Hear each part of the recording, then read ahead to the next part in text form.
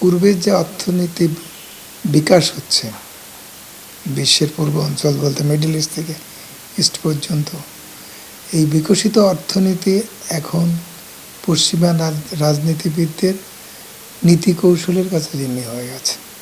তারা এখানে দেশে দেশে যুদ্ধ তাদের কারণেই বজায় আছে, এবং এটা দেখা যাচ্ছে উত্তর বাড়ছে, বই কমছে না।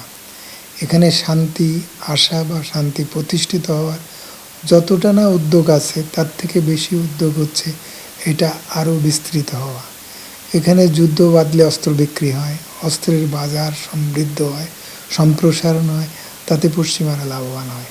যাই ঘটুক, সর্বনাশ হলেও পশ্চিমারা লাভবান হয়, আবার উন্নতি হলেও পশ্চিমারা লাভবান হয়। আমরা এইরকম একটা অবস্থার শিকার। দরিদ্র দেশ হিসেবে আমাদের কোনো রকম স্বাভাবিক অবস্থায় আমরা টিকে থাকতে পারছি না, কারণ আমাদের পয়সা নেই, আমাদের সক্ষমতা নেই, আমাদের বৈদেশিক মুদ্রা নেই,